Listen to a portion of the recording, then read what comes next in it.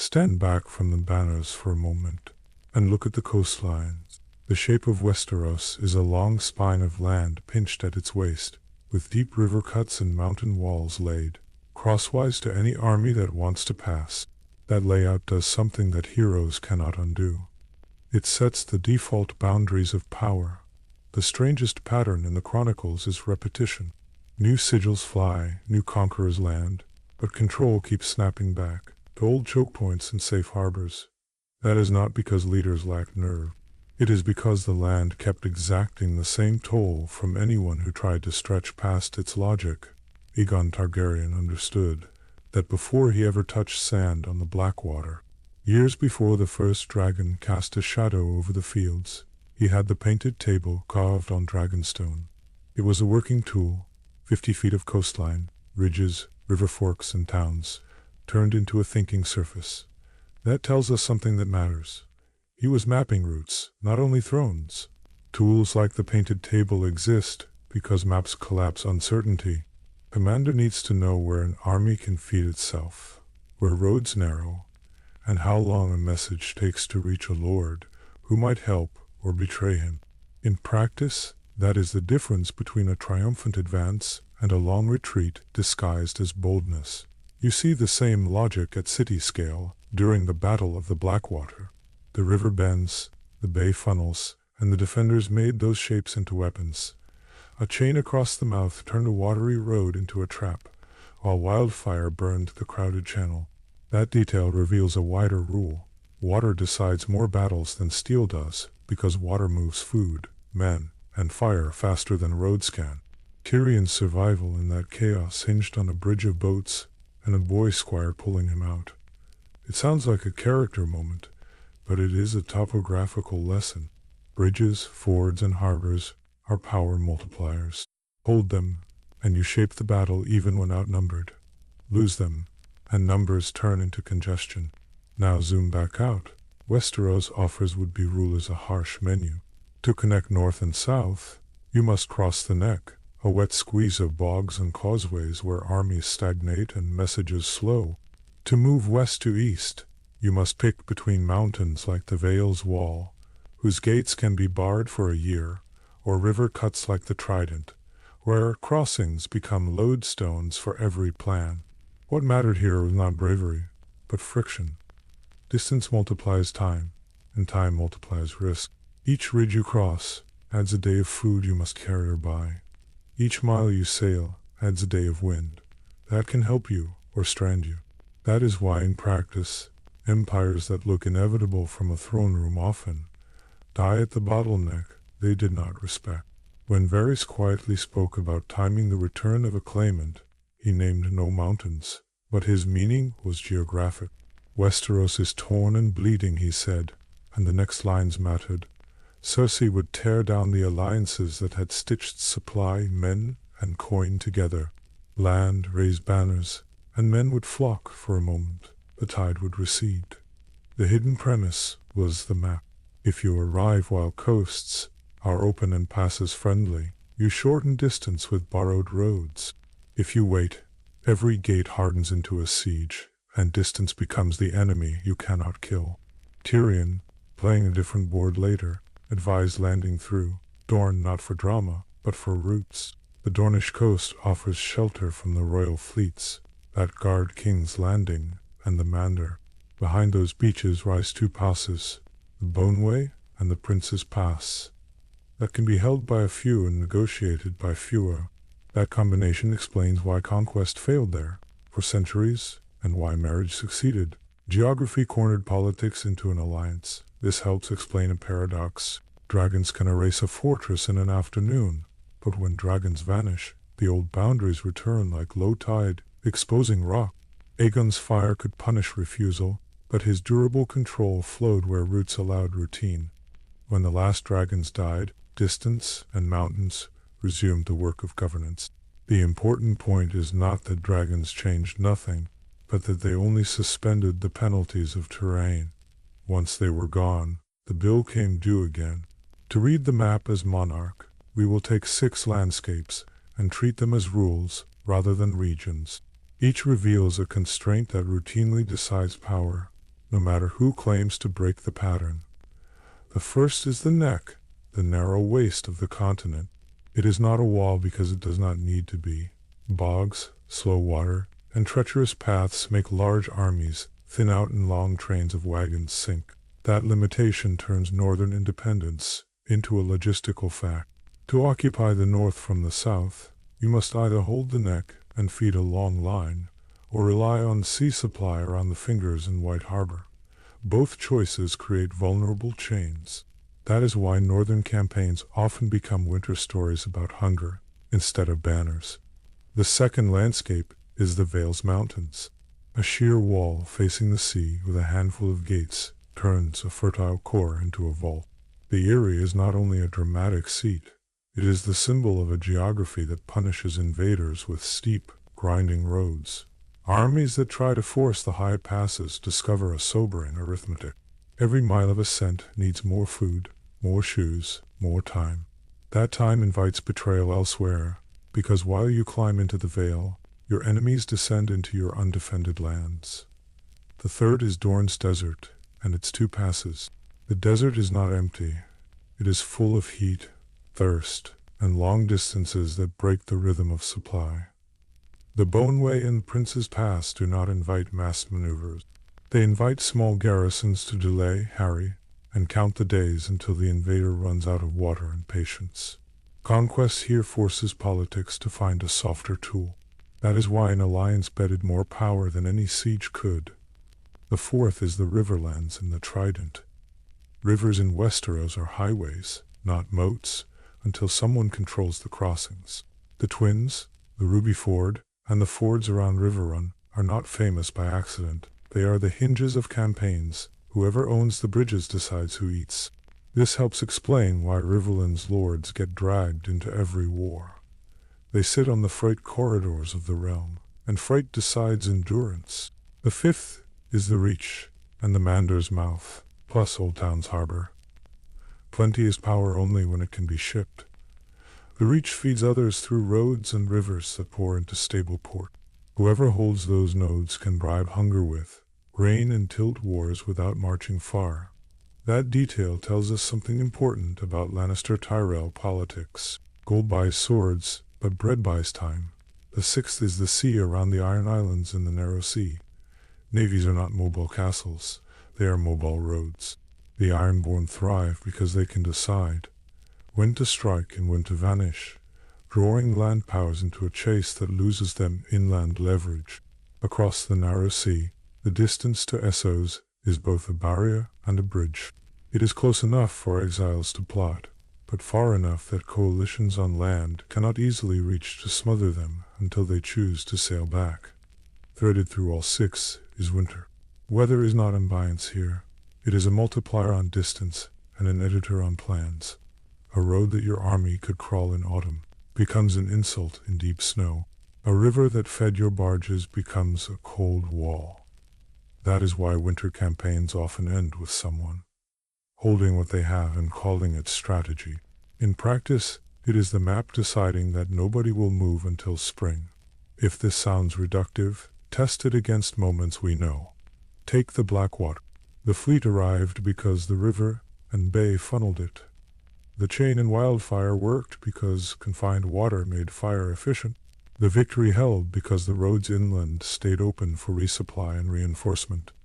When those inland alliances later cracked, the city did not starve by accident. Its lifelines were political promises draped over roots. Consider Varys's coastal arithmetic. He expected Cersei to break the net Tywin had spun. Lions overlapped with roses, riverlords and stormlords, who grumbled but still forwarded grain and men. Break that net, and suddenly a claimant landing in the south is not charging into strength. He is walking into a vacuum between hard gates. The important point is not just that timing mattered, but that timing changed the geography of risk. Take Tyrion's nudge toward Dorne seriously. It reads, at first, like a gamble for surprise. Read through the map, and it becomes a safe bet masked as audacity. Ships hugging the Dornish coast avoid royal patrols out of the capital.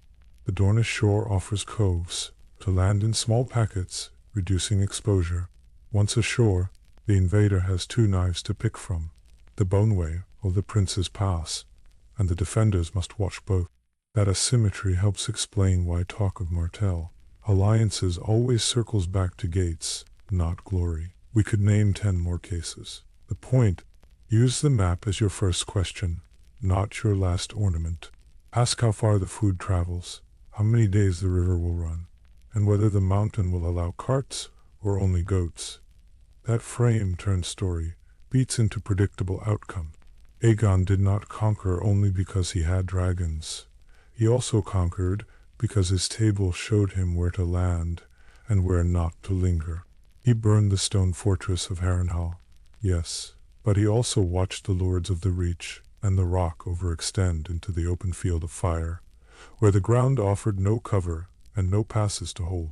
That blend of air power and root awareness built a realm that could hold together, for a time. With time, the dragons vanished, and the realm settled like water returning to its old banks. Rebellions did not simply happen. They moved through the map's low ground, through regions that could be supplied from one side and starved from the other, along roads no army could guard everywhere at once. The map never stopped speaking. It only waited to be heard again. This opening is a promise. We will not chase every banner or replay every duel. We will interrogate 6 landscapes that quietly govern outcomes. Each segment will use a familiar moment as an anchor, then peel back the personality to show the process beneath it. Here is the rhythm to listen for. Fact, then implication, then a small puzzle, then the step forward. A river is controlled. That means barges feed one army and starve another. So why did a lord choose a field rather than a ford? The answer will lead us back to time, distance, and the hidden costs that commanders pay, whether they count them or not. One last expectation helps. When the narrative reaches Dorne, you will see why marriage beats siege. When we climb into the Vale, you will understand why neutrality there is not cowardice, but a calculus forced by stone. When we cross the neck, you will feel how armies dissolve into supply problems. These are not romantic myths. They are boring constraints, and boredom in strategy is powerful because it is reliable. Reliability is what rulers fear and need. They fear it because it shrinks their dreams to fit roads and winters. They need it because it tells them what alliances are worth paying for. A port matters more than a parade. A pass matters more than a promise shouted across a hole. Even in Essos, where Barristan Selmy fretted over councils and poisoned locusts, the outcome hinged on gates opening or closing, on which roads could be patrolled, and on whether the harbor could be held. You do not need to follow those events to grasp the shared lesson. Urban politics rides on the same rails as continental war. Roots, food, time. So the map is not a backdrop. It is the script's most consistent character. And like the best characters, it does not change much, which is why outcomes keep looking familiar. Hold that thought as we start with the continent's narrow waist. Bogs, causeways, and patient defenders. The neck will explain why the north is hard to rule and easy to lose. That detail will shape the next decision. Once you see why every southern army dreads that wet corridor, you will understand why so many leaders looked for a sea road instead, and why that choice exchanged one kind of risk for another. The tour begins where every march between kings must pass or fail. We start where the land insists on slowness, and the weather enforces doubt. The neck, then the Vale, then Dorne, then the Riverlands, then the Reach's coasts, and finally the winters that turn maps white. If we do this right, battles will make more sense. More importantly, retreats will stop feeling like surprises. Because in Westeros, the hardest thing is not to take. It is to hold. And holding is not a speech.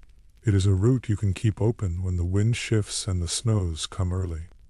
On the map, the north looks like power through size. It sprawls across latitudes with room for a dozen hard marches. Yet that wide emptiness is not a sword. It is a cost ledger that ruins occupations. The important point is not just distance, but what distance does to time, food, and obedience. Messages grow old on the road, levies run out their service, and grain spoils faster than decisions can arrive. An army that looks large on a mustering field becomes thin when the miles begin to feed on it. Start with scale and scarcity. The north spread settlements like islands on a cold sea of forest, fen, and hill. That spacing means every mustering takes longer, every lord rides farther, and every cart pushes into days where nothing grows. In practice, distance becomes a defense because it multiplies the cost of the simple things. Shoes wear out, oxen slow with hunger. A prince can declare a campaign, but the hoofbeats decide whether that order remains possible a month later. The weather then adds a seasonal veto. In winter, the north closes its hand around roads and rivers and squeezes them to a crawl. Snow is not only cold, it is distance made thicker, turning a day's march into a gamble between frostbite and hunger. Zeal cannot bargain with that. A king can light beacons to a foreign god or promise golden titles, and still watch horses founder in drifts. What mattered here was not will, but whether fodder and firewood could move as fast as orders. That is why the neck matters so much. It is the hinge where the warm and populous south narrows into the cold and empty north. Geography gathers itself into a single place that can decide a war before it is fought. Swamp and bog cover the neck, and the King's Road rides a causeway through it. Off that stone, the ground eats weight. The important point is that an army cannot spread out to forage or flank. The land squeezes it into a line where arrows and disease work quickly. Moat Caelan sits at that throat. It is old stone on a low rise, with towers that command the causeway and the wet flats beside it. No army has ever taken Moat Caelan from the south, and that sentence explains more than any boast could. From the south, the attacker marches in file along stone that cannot be left without drowning. Siege engines cannot maneuver. Camp disease, arrow fire, and mud do what swords and banners cannot. And weeks pass while wagons sink a little deeper every day. The sources speak plainly about this bottleneck. Southern lords warn that to march against Moat Caelan is madness, a trap where the Ironborn before you and angry allies behind you can fix you in place. The fear is not of a dramatic charge, but of a month that goes missing, and takes your strength with it. We also hear the counterpoint from the north. The Crannogmen know paths that are not on any map, wet roads and narrow trails, where boats glide and boots do not sink. That detail reveals why Moat Caelan can be deadly to invaders yet porous to those guided from within. In other words, the same landscape amplifies home advantage. Local fighters can ignore the causeway, or strike from reeds a visitor, mistakes for safety. This helps explain why northern independence snaps back so often after a southern army withdraws or gets cut off. Consider how strategy bends at this one choke. When robbers from the Western Isles seized the moat and the Sunset Sea, they did not need to capture every hall. They cut the artery, and the north became a body with a hand that could not feel its own fingers. Leaders in the Riverlands asked a blunt question in response. How do you get the Northmen to the north if the seas are hostile and the moat is held? The answer was political, not geographic. Win back a bridge family, but the problem itself was set by the land and the marsh. Even kings with momentum respected the neck. Plans to smash into the towers from the south came laced with worry about disease and surprise from behind. That is why guides from Howland Reed mattered in the best plans. You needed a northern solution to a northern gate. This is not only about battles. It is about calendars. It is about calendars. Campaign seasons in the north are brief, because harvest, weather, and distance overlap like closing jaws, and the levy terms of small folk and minor lords sit inside that pressure. A lord can call men, but he cannot suspend planting or threshing without starving his own defenses later. That tension limits how long a northern host can remain afield before it has to break and go home. The longer the road, the sooner that timer begins to matter. Logistics make this clearer. Horses eat as they march, wagons creak, and the fodder a train carries can feed the train itself before it feeds an army. In the neck, where foraging fails and water hides beneath sedge and rot. Every added day adds less future power. The same math applies to messages. A raven can fly, but human coordination still relies on carts, riders, and rumor. Note how often commanders simply admit there has been no news for a long while. That is distance exercising power over decision-making. When the weather worsens, even gods are quieted by snow. Priests can promise victory, but supplies freeze in barrels while oxen ice their legs in fords. In practice, winter reduces strategy to shelter, fire, and whether anyone can still find the road. This helps explain why ambitious southern houses often discovered their banners wilting north of the Sworn Brothers' keeps. Distance swallowed reinforcements, the moat choked movement, and the season judged plans more harshly than any council. The land did not need to win battles. It only needed to keep men hungry and lost.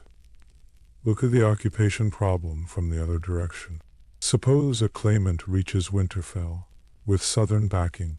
To hold what he has taken, he must garrison a web of far-flung seats, resupply them over broken trails, and convince scattered clans to fear him more than the winter ahead. That calculus rarely favors the outsider. Local houses can vanish into forests and fens, striking only where wagons grow tired and torches run low. An occupying host must be visible to tax and to rule, which also makes it visible to every ambush a crannogman can teach. Even success breeds fragility. A fort seized in the neck is a fort that needs boats to find dry approaches and heal its walls between storms. Without a friendly sea on one side, and friendly swamps on the other, the place remains an address more than a possession. Patterns across years repeat this. When island reavers pushed inland, they found that holding the moat did not guarantee ruling the north. It guaranteed misery to anyone trying to move between the Trident and Winterfell, including them, which is why stalemate and attrition did more work than banners. Robb Stark understood the geometry. His talks of a fierce frontal assault were paired with a quiet plan to appear on the north side through paths only the crannogman knew. That contrast tells us something essential. The moat is not beaten by bravery, but by knowing which ground is walkable. Notice how politics reacts to this terrain. A bridge alliance becomes the price of passage when the river crossings to the south are fickle, and the causeway north is blocked. Diplomacy there is not softness. It is logistics paid in weddings and apologies. To understand why the north endures, imagine drawing circles of time around army. Each day away from home is a ring that costs food, morale, and patience. The neck widens those rings without letting soldiers spread out to collect resources, so the circles consume themselves. Winter hardens the edges. Even small streams freeze into slick hazards, and the wind gives them marsh teeth. What little grass exists dies back, forcing fodder to come on sleds that already creak under men and shields. Commanders adjust by shrinking goals. They talk about raids, not conquests, about burning stores instead of planting banners. That is another way distance defends. It persuades the invader to ask for less before the land has even answered. The reverse is also true. Northern lords can project force southward only when the neck is friendly, the causeway clear, and the season forgiving. Long campaigns to hold the Trident or King's Landing ask the north to pay in time what it rarely has to spare. That asymmetry explains many choices we see. March south to win leverage, then come home before the road takes more than the victory gives. Hold your own land, trade space for season, and let the enemy learn what snow does to ambition. If we watch supply instead of banners, the picture clarifies. Grain needs wagons, wagons need teams, teams need hay that the neck does not grow in winter. Every link is a mouth, and every mouth is a reason to turn back before the towers appear. This is why distance, terrain, and season beat reputation. Famous names cannot shorten miles, and victories elsewhere cannot dry a bog. The neck converts prestige into delay, and delay into loss, until power aligns again with what the land will allow. Seen this way, the North's strength comes from being too expensive to keep. It invites overreach, then collects interest in mud, cold, and silence. Most realms sell glory in battles. The north sells attrition, and buyers seldom read the terms until the snows arrive. The last piece is cultural, and it follows from geography. Sparse settlements train people to make decisions without waiting for central orders, because help often cannot arrive in time. That habit produces resilience in defense and friction for outsiders who expect quick submission. This does not make the North unbeatable. It makes it stubborn on the map, with a core that resists every attempt to fold it neatly into a southern calendar. The neck moat Kalen and the weather turn grand designs into slow questions that few rulers have patience to answer. And when rulers run out of patience, the land takes back what the banners claimed. Garrisons thin, ravens stop coming, and local ties grow thicker than oaths sworn under a different sky. That is not treachery, it is the arithmetic of distance. So when we ask how the map writes history here, we start with the neck and its castle on the causeway. They set the price of governing the North, not just the price of invading it. And as long as that price is paid in time, winter and miles, the balance of power will keep snapping back. Sea power helps elsewhere, but it is not a shortcut here unless you control two coasts at once. The Sunset Sea can turn savage, and in crisis years, belong to raiders who knew every inlet. Without secure harbors, ships deliver fear, not governance. That is why inland choke points, like the moat, keep their importance, even in a maritime age. You can raid along the stony shore forever, and still fail to turn tax rolls into obedience 100 leagues inland. Roads, not sails, make daily rule possible. The King's Road itself offers a lesson. Built to tie realms together, it narrows at the very point where unity needs the most help. A single strip of stone across a wetland became the instrument through which the land could cancel royal ambition. We should pause on disease, because the marsh is a teacher that armies never forget. Close lines on a causeway mean latrines are near kitchens, and water looks clear until it poisons a regiment. Victories on maps can lose to fevers no one wants to name. Now add the human pattern to the natural one. The Crannogmen do not meet you in set-piece fields. They watch and choose the moment when your wagons have drifted apart. Small wars inside those reeds punish impatience more than cowardice.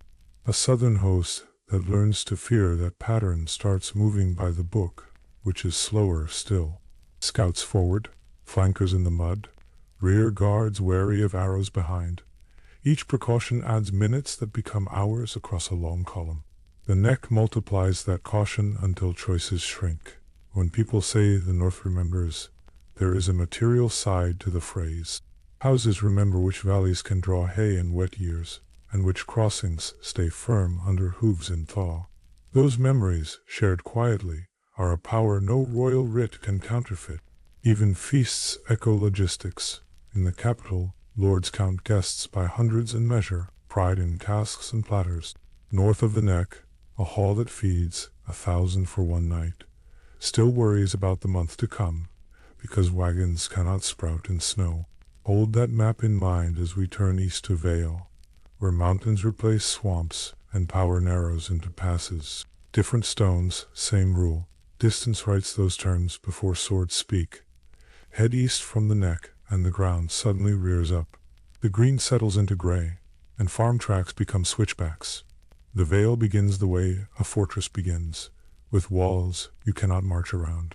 Those walls are the mountains of the moon, a broken ring that cups a fertile interior. The ring matters more than any one castle, because it shapes every approach. A region that can only be reached by a few knife-thin roads has already multiplied its defenders.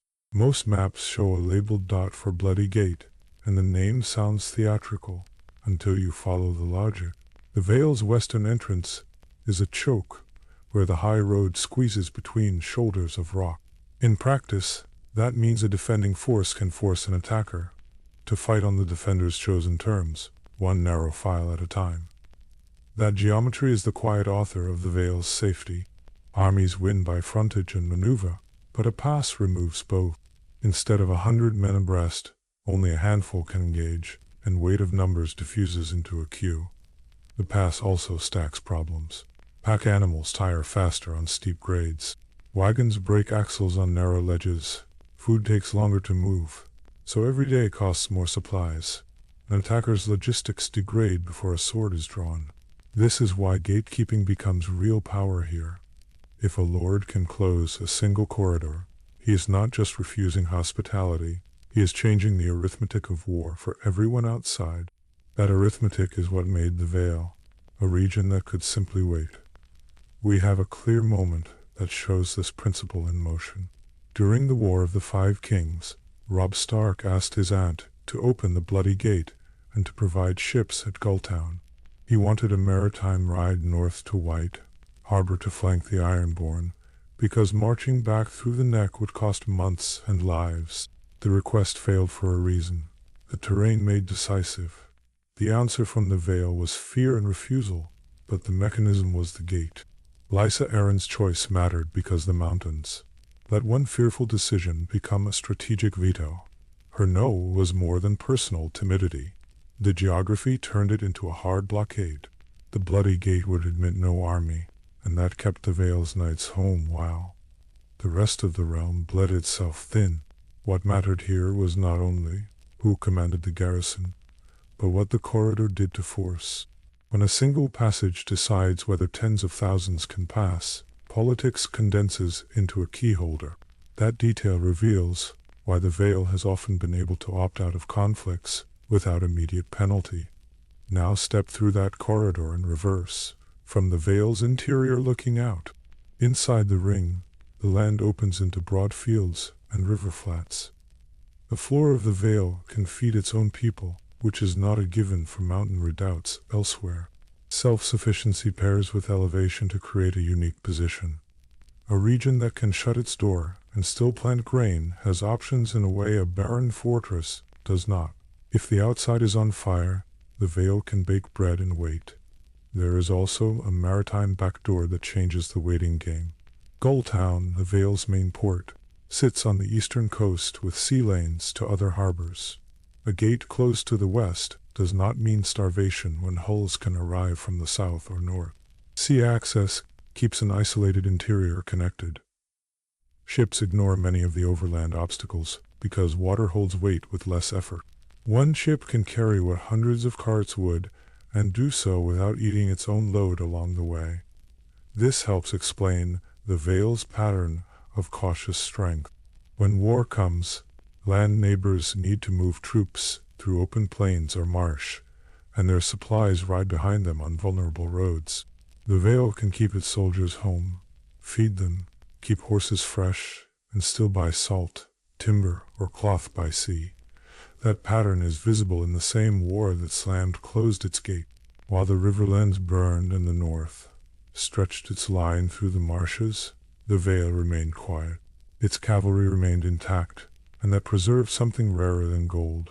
In wartime, unspent military capital, unspent force is more than a number on a ledger. It predicts leverage in the season after the battles.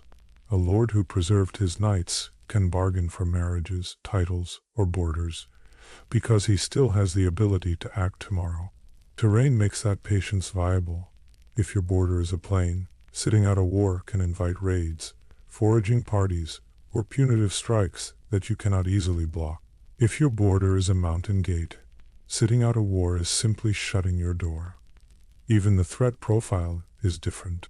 The Vale's raids tend to come from mountain clans, harrying the high road, not field armies breaking through. Clan attacks are dangerous, but they bleed travelers, not garrisons, and the strategic burden is smaller. This turns the high road into more than a scenic path. It is a corridor under constant vertical risk. Attackers must watch the path ahead and the cliffs above, and they must do it with stretched supply lines that can be cut in a single rockfall. Defenders, by contrast, can plan their fields of fire and time their counterpunches. A few archers on a shelf can command 100 yards of road. A sally from the gate can hit an attacker where retreat is uphill and disordered. There is another quiet factor: weather. Snow and ice lock the high road with a decisiveness that no garrison order can match. An army that fails to cross before the first hard storms is not delayed by days, but by seasons. That seasonal door matters because it predicts rhythm. Campaigning windows into the Vale are short, supply-hungry, and prone to closure without warning. Defensive windows are longer because defenders can stockpile and time their moves. If you map that rhythm onto politics, a pattern appears. The Vale does not need to make fast choices. It can let others form coalitions, let them exhaust themselves trying to move across open terrain, and then decide whether to commit. In patience, geography gives the Vale a competitive edge. Gulltown reinforces that patience without the usual cost of isolation. Trade can continue even while the western gate is barred.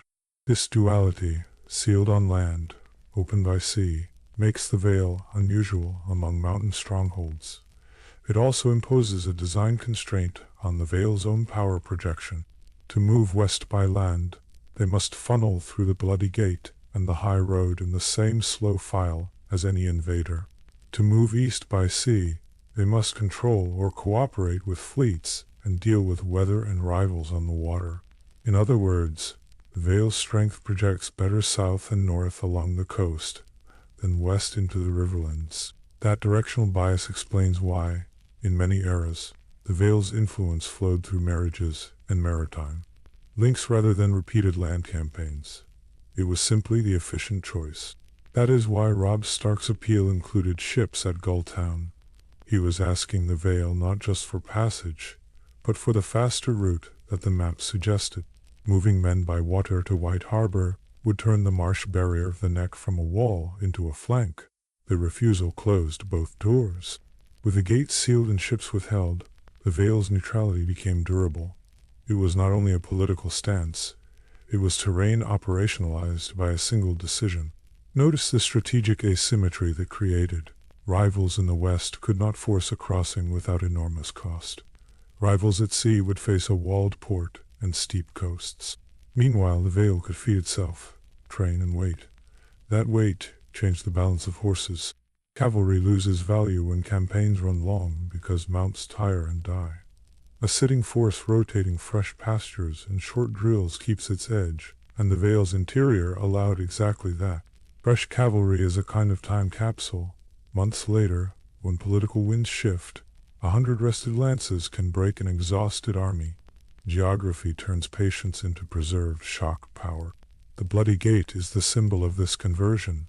It is a fortress, yes, but more than that, it is a multiplier of discipline. A small, well-led unit can hold, because the road design does half the work, squeezing approach, slowing attackers, and keeping supply lines fragile. This helps explain why the Vale has often been a decisive latecomer. When others must decide early because frontiers are open, the Vale can afford to decide late. And when it decides, it still has something to spend. There is a cultural echo to this map reality. Vale lords are famous for knightly pride and protocol, but they also display political caution that the terrain rewards. A rash campaign is not just risky, it fights the mountains and the calendar. Even bold plans must pass through the same choke points. Ambitious commanders find their columns stretched, and their scouts frustrated. The high road does not permit a sudden massed advance. It permits a series of careful steps, each vulnerable to interruption. What about defeating the Vale by sea? The answer is complicated, but instructive. Yes, blockades can bite, and storms can cut routes, yet the coastline's steep profiles and Gulltown's defenses make quick coastal coups unlikely. Sea attacks also face the same timing trap as land invaders. Winter seas turn violent, and shipping falters when the weather wins. The window for a surprise, amphibious strike is short, and the reward rarely justifies the risk when other fronts are open. The important point is not that the Vale is invincible. It is that the cost curve of attacking it steepens fast, while the cost of waiting inside it rises slowly. That differential shapes behavior across generations. Look again at the War of the Five Kings through that lens. In the Riverlands, open roads invited foraging, raids, and endless marches through burned fields, creating a war of exhaustion. In the Vale, The war translated into closed gates and intact granaries.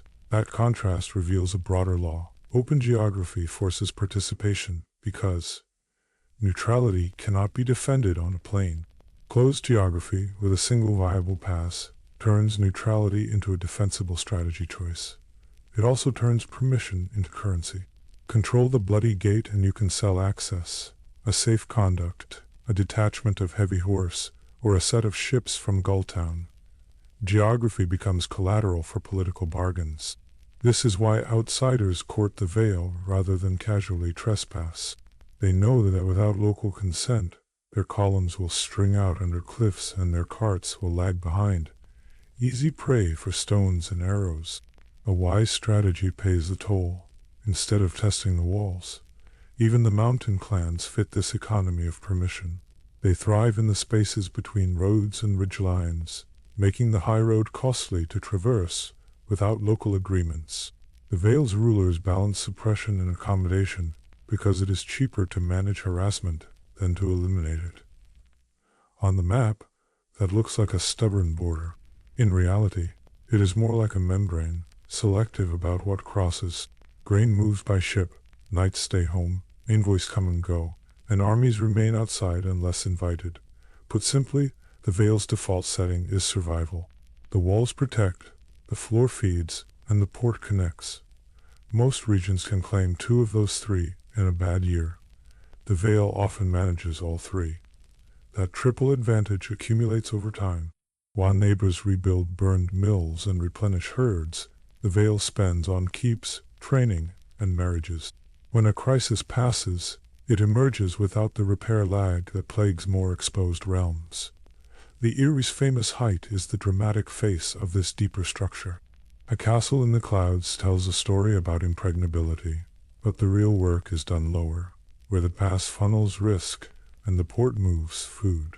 The spectacle crowns a system. It does not substitute for it. This helps clarify why individual rulers seem to matter less here than the map would.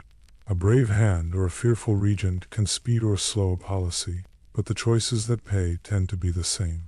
Guard the pass, keep the port, wait for moment and price.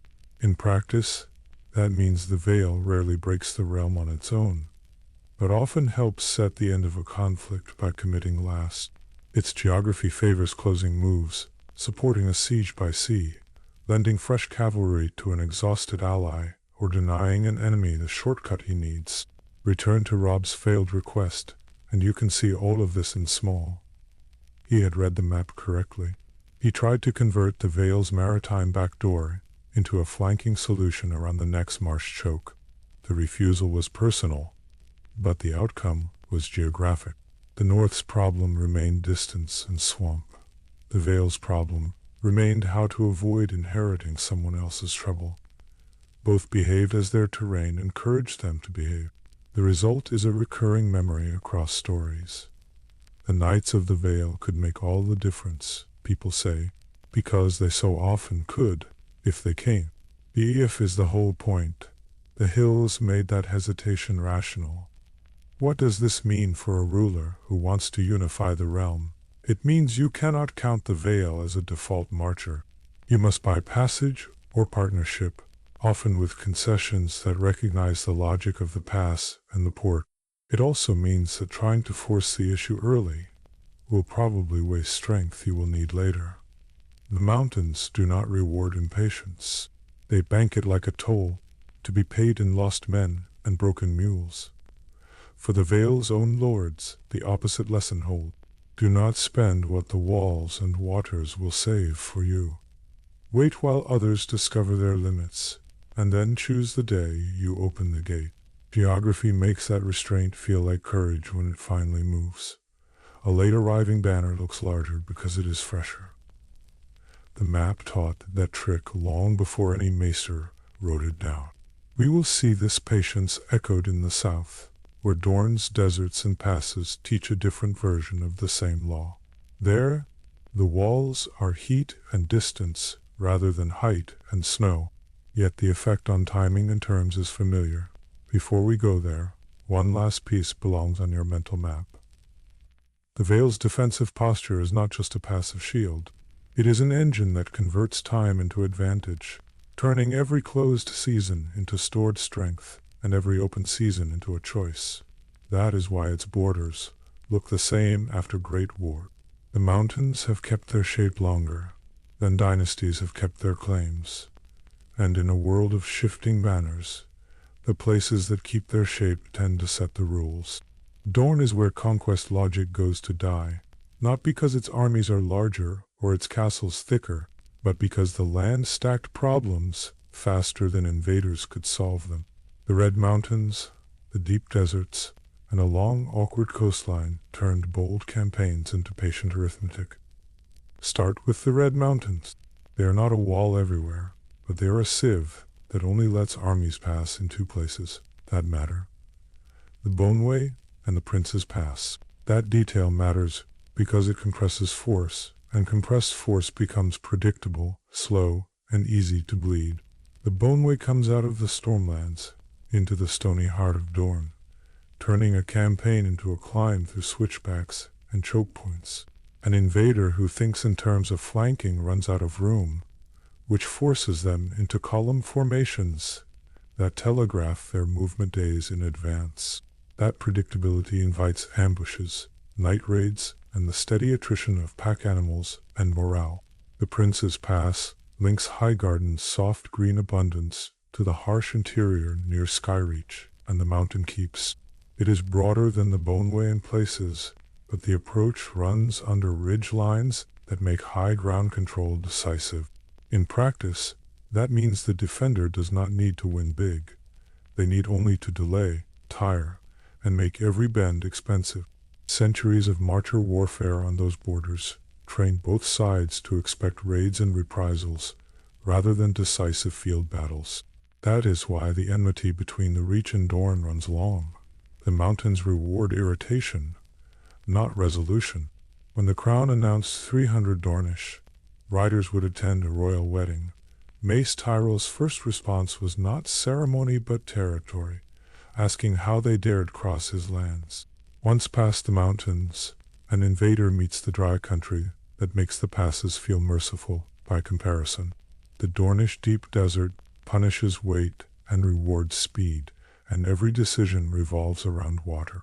What matters here is not the number of swords, but the distance between wells and the rate at which skins empty under a white sun. Supply wagons that keep an army alive in the riverlands become liabilities when each extra cask of water needs another horse to haul it. That recursive cost makes large columns unsustainable once they leave the Oses and the river flats. It also explains why Dornish defense leans on evasion. Force the enemy to carry their needs, then make those needs heavier by the hour. The population is scattered into valleys, riverbanks, and fortified holds that do not feed a garrisoning army cheaply. That scarcity is strategic, not just cultural. An occupier trying to police scattered villages in extreme heat stretches outposts thin, so the same distances that trouble the invader also hide the counterattack. Dornish cavalry and spearmen fight in patterns that fit the terrain: light, fast, and comfortable living lean. The goal is to tire the enemy rather than break them in a single clash. That approach works because the desert multiplies every small success into a larger logistical problem for the other side. Wells and Oses are the real strong points. They do not look like fortresses, but they control where an army can be tomorrow. A defender who denies, poisons, or simply empties a well at the right time can erase a week of planning and turn a march into a retreat. What about a landing by sea to skip the passes altogether? On a map, hugging the coast toward Sunspear looks like a solve. In practice, a fleet has to round storm-hammered waters off Cape Wrath, cross long stretches with little shelter, and then sustain an inland effort from ports that were not built for mass supply. Shipbreaker Bay earns its name for a reason, and storms do not respect timetables. Even if a fleet makes the run, amphibious operations depend on holding a harbor, offloading in sequence, and protecting beachheads while wagons build a supply flow. Each of those steps slows the action and creates moments a reactive defender can strike. Sunspear and Planky Town can host ships, but they do not instantly solve inland logistics. The sands begin almost at the walls, and carts do not move water as cheaply as rivers move grain. Raiders from the stepstones can also complicate long, thin supply lines, so a great house must first pay a maritime tax in escorts and time. When Aegon the Conqueror faced this problem set, his dragons could burn castles and scatter hosts, but they could not garrison 100 wells. The Dornish answer was not to stand and die. It was to hang back, deny pitched battles, and force the dragons to circle over empty stone while the country learned their roots. That asymmetric choice converted raw firepower into a stamina test, which is a poor exchange for any conqueror. Daron the young dragon later tried what Aegon did not finish: march, occupy, and impose. He took castles and claimed success, but the victory never matched the map. A quiet war followed, of knives, sand, and absence, where every outpost became an island far from help, and the price of every patrol rose. The eventual settlement under Daron the Good reached for marriage, not more marches. Union through Princess Maria Martell acknowledged that Dorne's geography could not be whipped into easy obedience, and that autonomy was cheaper than perpetual garrison. The important point is not sentiment, but cost. Terrain forced politics to do what armies could not hold. That choice rippled beyond the south. After marriage, border raids did not vanish, but their scale and meaning changed. Marches skirmishes became local pressure rather than realm-shaping crises, because the high cost of forcing the passes cued both sides to prefer deals over campaigns. Centuries later, Tyrion Lannister reads the same map and gives a different claimant the old lesson in new word. Go west instead of east, he advises the hidden prince, because winning does not require smashing every gate if you can choose which gate to open. That is geographic thinking. Start where the land gives you time. Tyrion's calculation rests on politics unraveling on the far side of those mountains. He predicts that Cersei will dissolve the alliances her father built, burning trust faster than any army could. If the realm is fraying, a small force that lands in Dorne can move not against castles, but alongside their collapse. You do not need to win, he adds, which sounds glib until you measure how the passes work. If you hold a defensible base in Dorne, the Boneway and the Prince's Pass become valves you control, opening to threaten neighbors or closing to recover. In other words, the map lets a small start create leverage by choosing timing. From Dorne, the Stormlands sit one hard pass away, and the Matcha Lords know that truth too well. An army coming over the Boneway does not need to besiege Storm's End to matter. It can force the Stormlands to watch their back, while another front strains their front. That two-front anxiety is exactly what a modest claimant needs to matter quickly. The Reach feels a similar pressure from the Prince's Pass, but with different risks. Highgarden's strength is grain, cavalry, and sea power through the Red Wine fleet. Yet all three lose efficiency if a Dornish flank begins to raid. That is why a simple announcement about 300 Dornish riders en route to the capital could raise Mace Tyrell's temperature.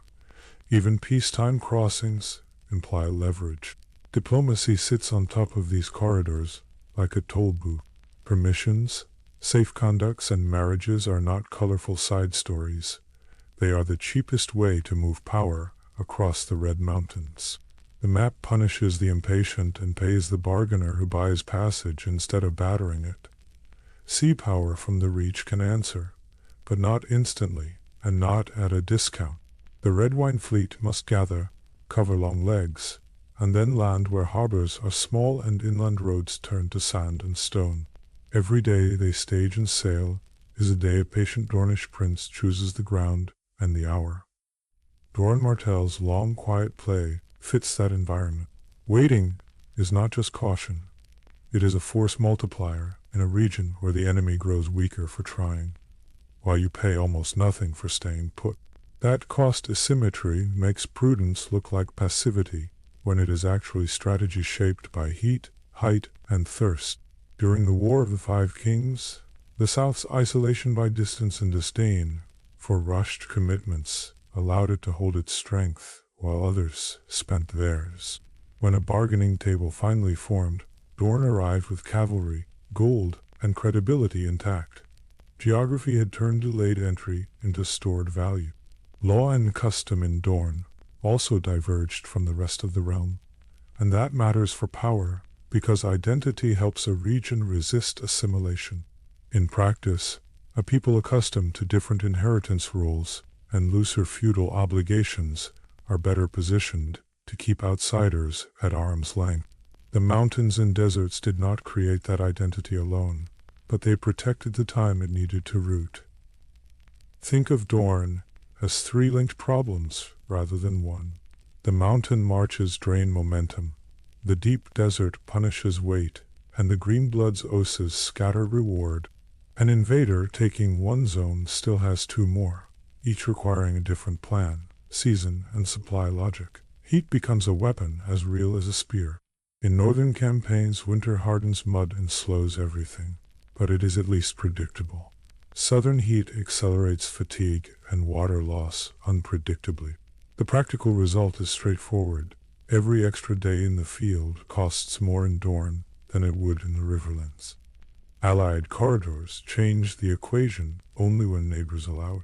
A Stormlands alliance can open the Boneway to a Crown's army, but that simply moves the attrition line into the desert rather than erasing it. The price to keep that door open, in coin and trust, compounds with every league marched beyond it. If a realm-wide unifier wants Dorne cheaply, the route is the same lesson the Targaryens learned. Marry, promise autonomy, and trade security for allegiance. Offer recognition of local customs, lower tolls at the Greenblood ferries, and shared escort of the Summer Sea convoys to reduce riding pressure. Those tools work because they address the costs the map imposes instead of pretending those costs disappear. Tyrion's proposed playbook turns that into sequence. Land in Dorne, raise banners not because the army is large, but because the landing is defensible and symbolically potent. Then wait, while the passes keep your enemies honest and their own feuds keep them distracted. There is a tempting counter-argument. Bring dragons, or a massive fleet, and force decision. The record suggests even that does not fix the fundamentals. Dragons can scorch stone and scatter men, but they cannot garrison wells and roads, and fleets cannot tow water across dunes to keep 1,000 horses alive inland. So Dorne converts strength into time, and time into terms. That pattern underwrote both its independence and its later entry into the realm by merit. Conquest broke on the passes and the sand. Politics crossed them.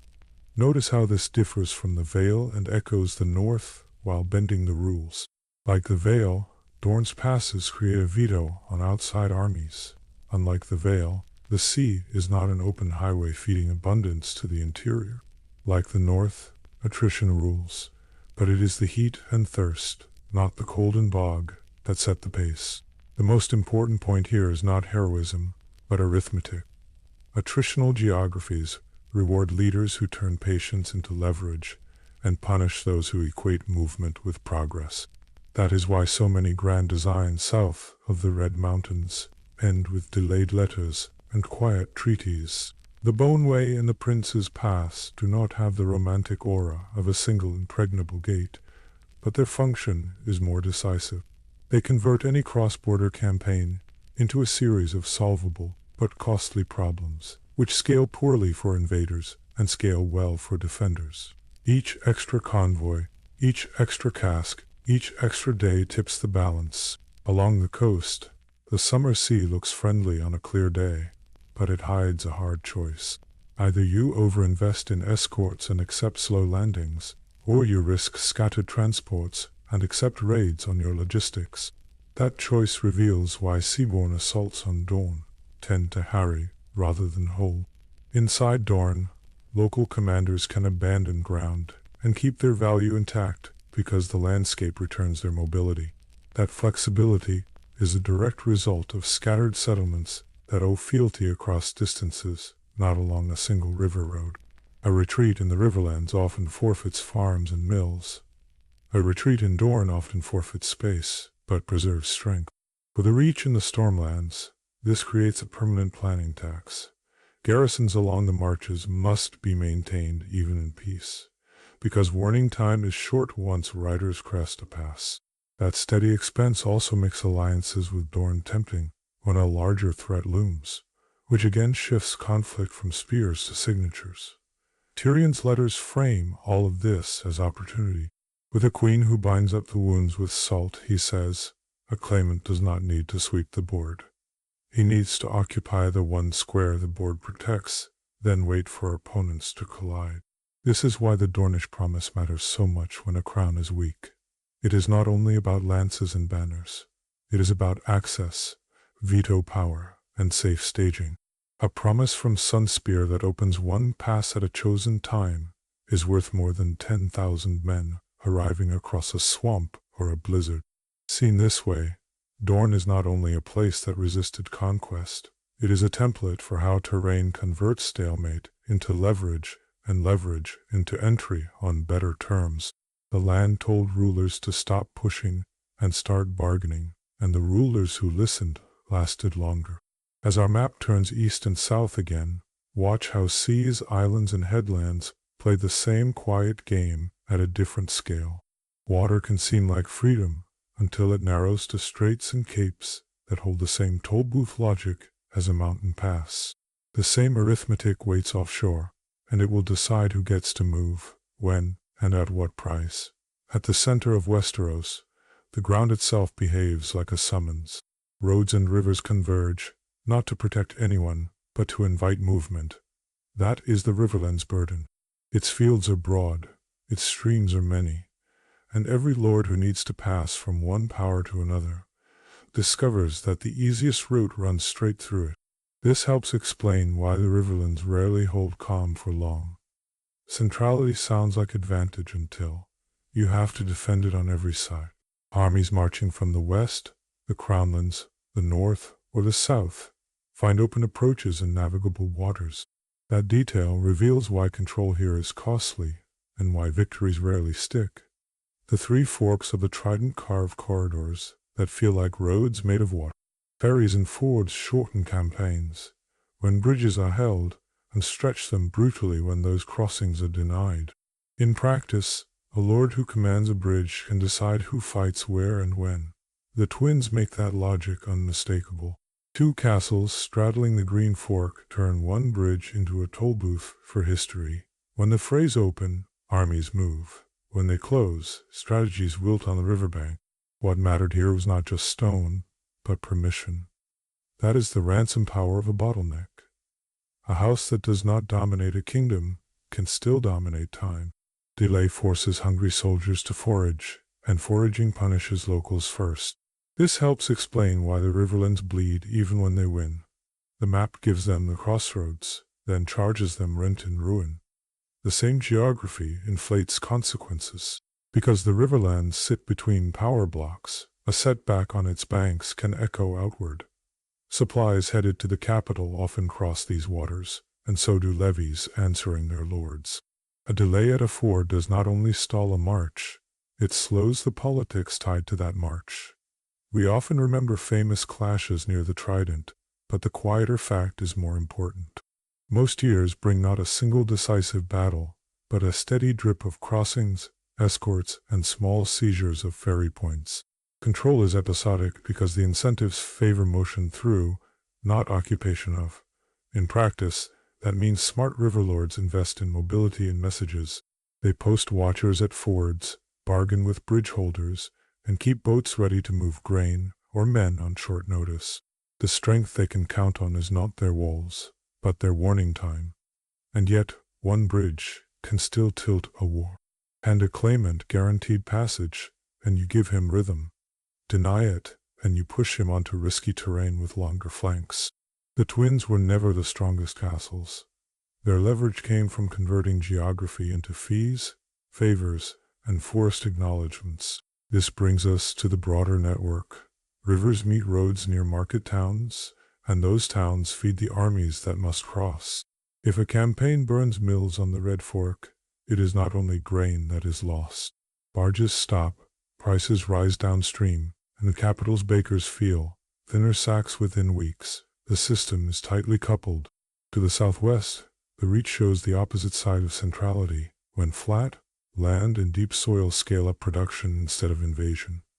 The Manor Plain is a conveyor belt of grain. Broad channels, steady flow, and low banks turn harvests into cargo and cargo into policy. This worked because the reach's ports face outward as naturally as its rivers flow down. Old Town sits where the Honeywine meets the sea, tying inland barns to ocean routes. The Arbor, an island of vines and shipyards, adds disciplined fleets to the equation. Together, they convert food into leverage. What mattered here was predictability. Armies can be beaten. Harvests, if managed, arrive on time. When the capital needs bread, the Reach can load cogs and galleys, sail north along the coast, and restock the markets of King's Landing through Blackwater Bay.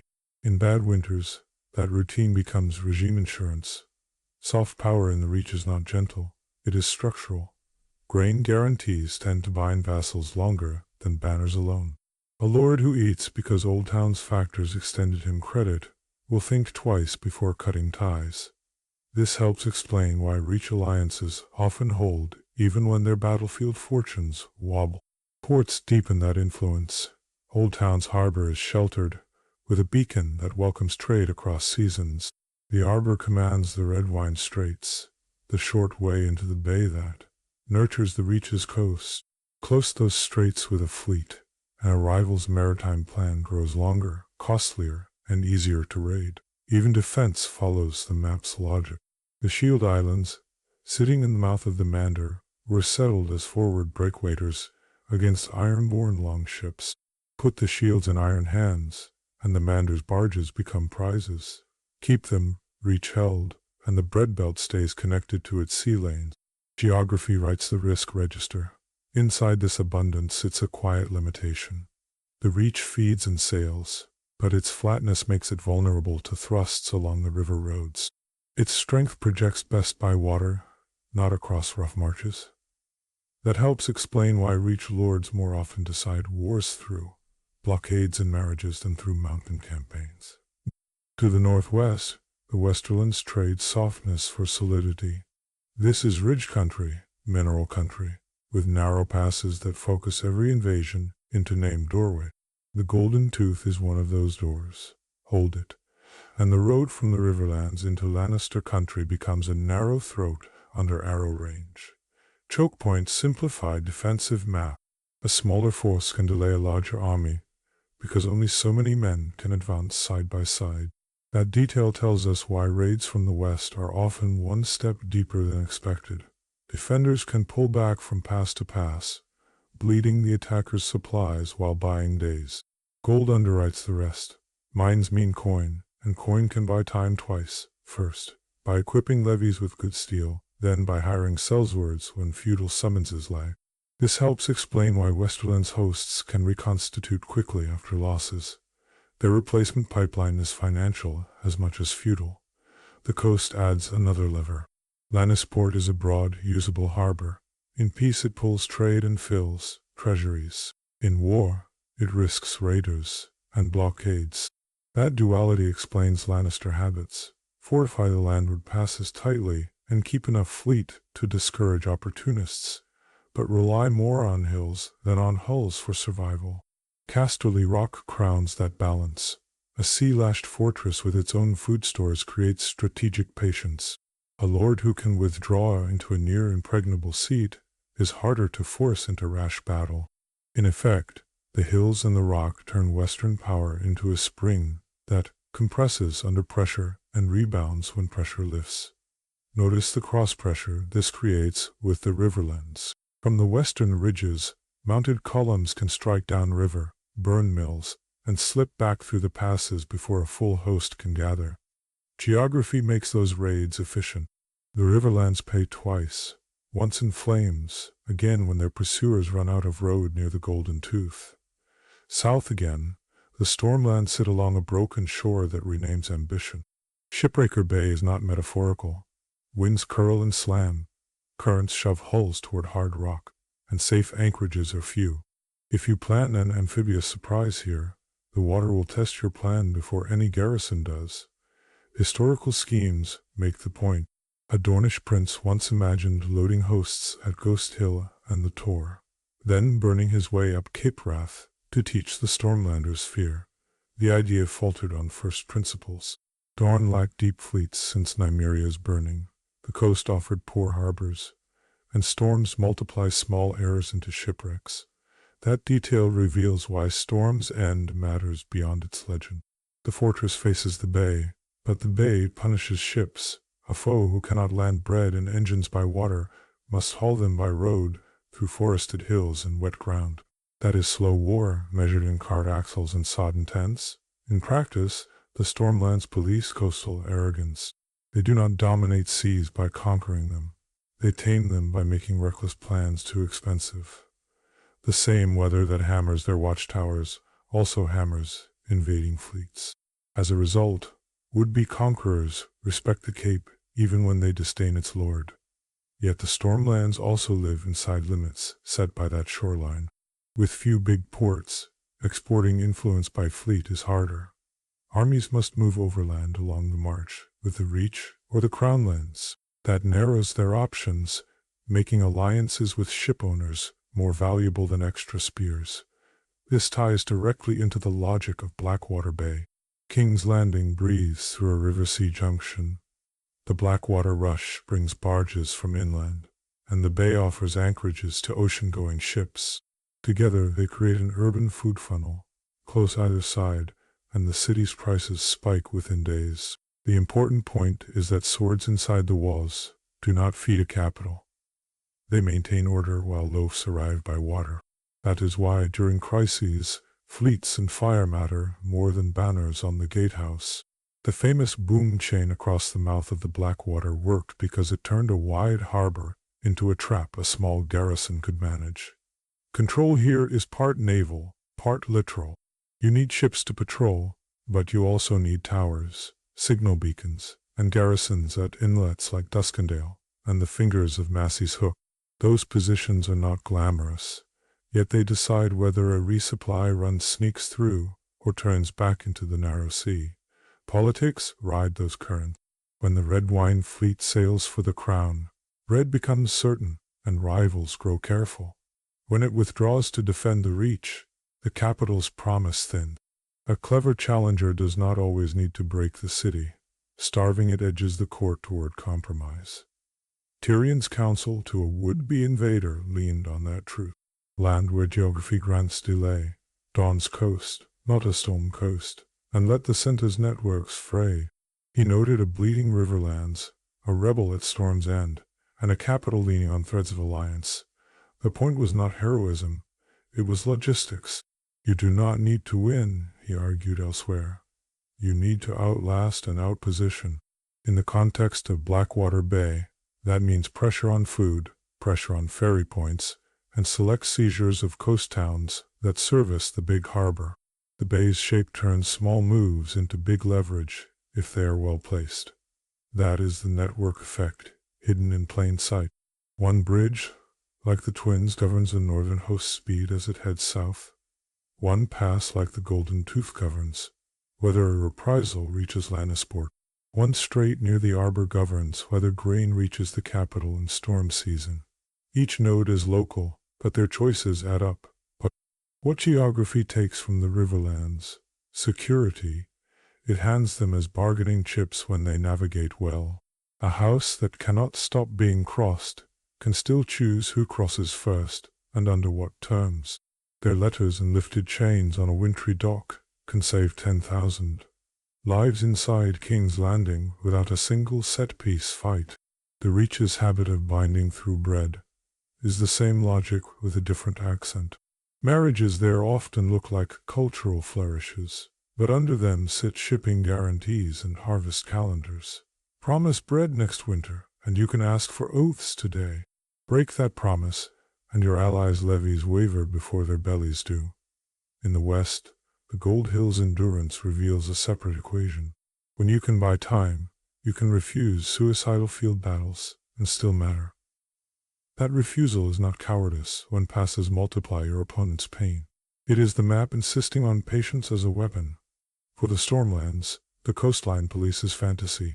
Grand fleets become smaller, more cautious fleets when a lee shore threatens them. That reduces the chance of surprise and raises the premium on inland control. A storm lord who holds bridges and forest roads does more to defend the capital than a reckless admiral does. Blackwater Bay ties all of this together into the capital's daily math. A city at a river mouth is rich, but captive. If upriver mills burn in the riverlands, bakers sweat.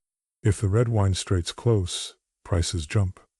If a storm season lasts longer than expected, the quaymasters cut rations and trouble murmurs inside the walls.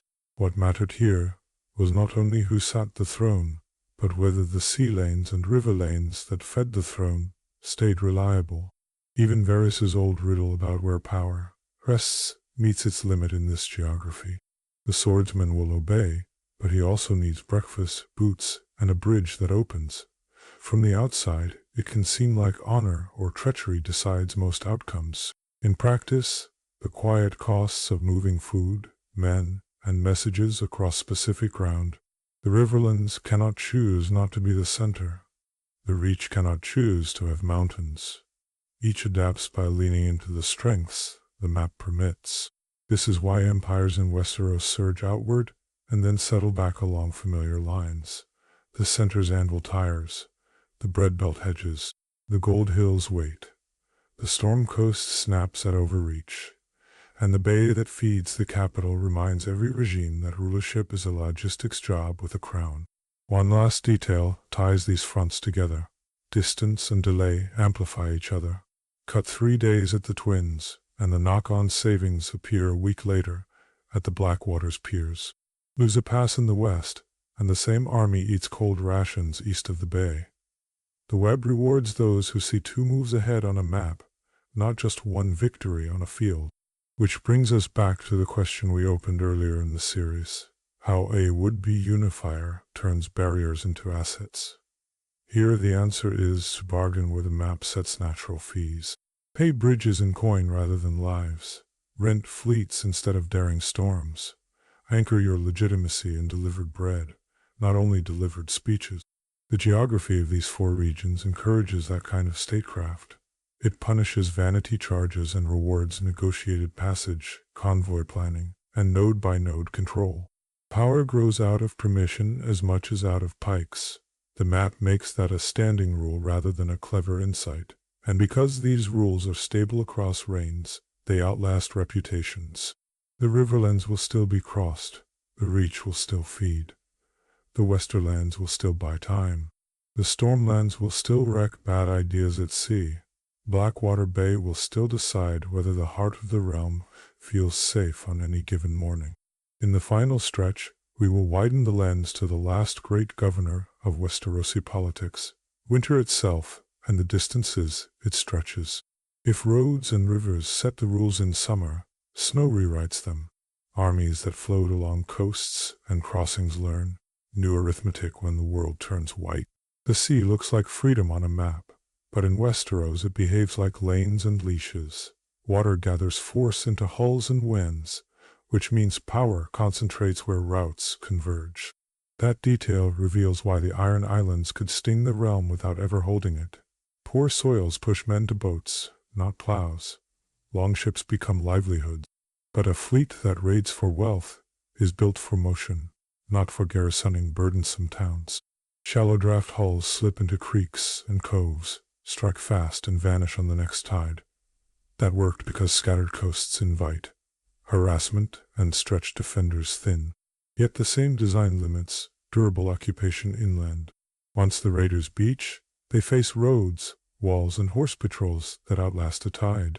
Ironborn culture tried to solve this with the old way, paying the iron price. But culture cannot rewrite distance, harvest cycles, or the cost of feeding strangers. History leaves us a clean control case. Dagon Greyjoy raided hard when the Iron Throne looked away, bearding lions and tugging direwolf tails, but even he could not defeat dragons. Victarion boasts of doing what his brother could not by claiming a dragon queen, and that boast explains the map. Dragons are the exception that cancels obstacles. Fire leaps walls, cargo limits vanish, and a single rider projects force farther than any fleet. But dragons do not change maintenance. Even in Meereen, a queen learned that fire terrifies faster than it pacifies, and that burned foes do not pay taxes. The chains in those pits were a lesson. A dragon can win space, not staff it. That helps explain why Dorne held out. You can scorch a march, but you cannot conjure wells, garrisons, and consent in a desert whose passes meter every cart and skin of water. Shift east, and the narrow sea looks like a bridge, but in practice it behaves like toll booths. Currents run along the coasts, winds shift seasonally, and island chains like the stepstones split traffic into straits that reward whoever holds the anchorages.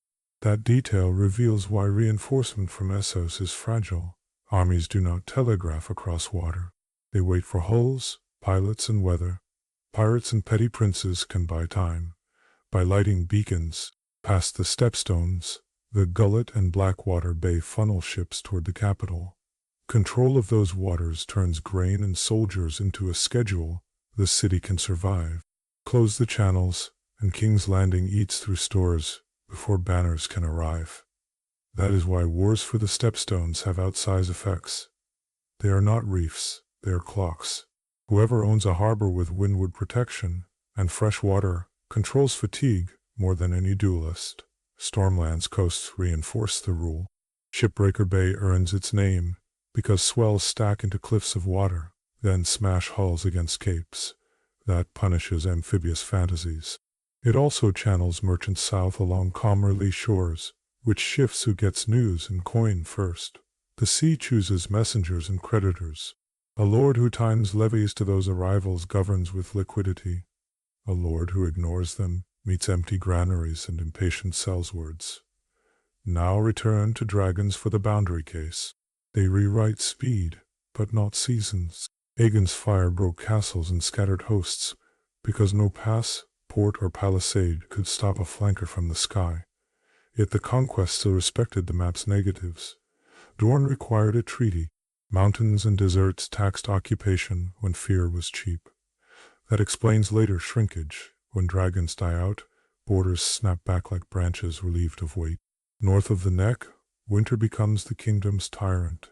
The wall is a human-made barrier, but climate supplies its garrison.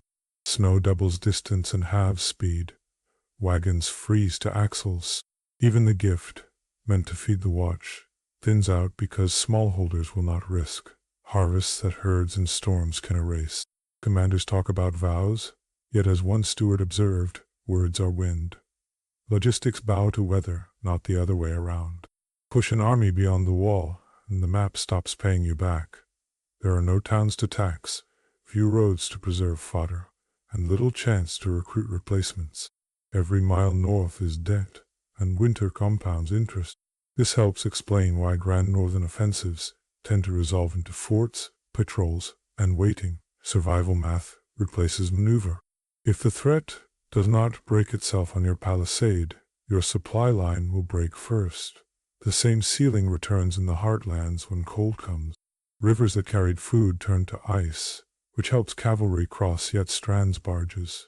Ports slow because winter winds punish outbound voyages and delay return cargo. Armies that counted on summer markets now need depots and salted stores, and few lords planned that far ahead. What mattered was predictability. Geography sets a clock, and competent rulers pace their choices to deadlines they do not control. When the seas punish speed and the snows punish distance, the map reclaims kings. Ironborn momentum fades. Once patrols harden, crops return, and tides change. Eastern reinforcements that looked inevitable on parchment stall at the stepstones, or pause for wind in the gullet, and schedules in King's Landing slip from days to weeks. Winter seizes stray campaigns. What began as bold strategy becomes a lesson plan. Geography grades harshly, and it curves against ambition. The durable rulers read those curves. They do not fight the sea, they rent its harbors. They do not charge the pass, they price it. They keep grain flowing in summer to buy patience in winter. They learn which islands are clocks, which rivers are roads, and which walls are warning. In Westeros, that habit outlasts heroics. Banners change, but the fees stay posted. Learn the map, and politics start to make sense.